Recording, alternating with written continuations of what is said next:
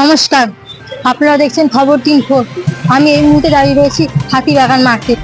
পুজো তো প্রায় এসেই গেল, আর হাতে গোনা মাত্র কটা দিন বাকি। ইতিমধ্যে পুজোর কেনাকাটা শুরু হয়ে গিয়েছে সাধারণ মানুষটি।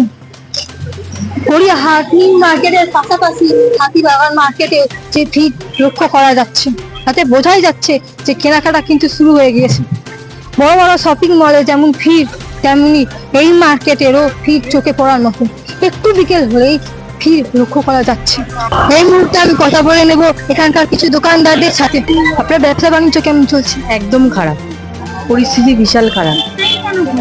মানে আমরা আস্তে আস্তে মরেই যাব।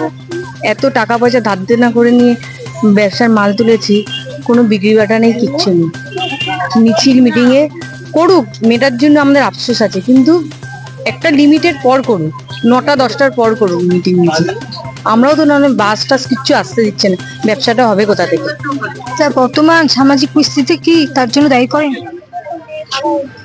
মেটার জন্য খারাপ লাগছে অবশ্যই, কিন্তু আমাদেরও তো পরিস্থিতি, আমরাও তো মরে যাচ্ছি, আমরাও তো সাধারণ পাবলিক। তবে বর্তমান সামাজিক পরিস্থিতিতে খুব একটা ভিড় চোখে পড়ছে না। কিছু মানুষ আসছে, তবে অন্যান্য বছরের তুলনায় এই বছরের ছবিটা একটু অন্যরকম। এই পরিস্থিতিতে হতাশ ও চিন্তিত দোকানদারেরা।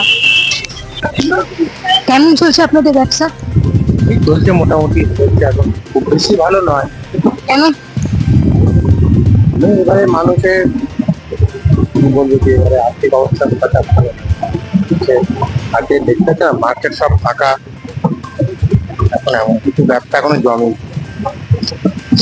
ক্যামেরায় মলয়ের সাথে আমি বৃষ্টি নস্কর, খবর 3 কলকাতা।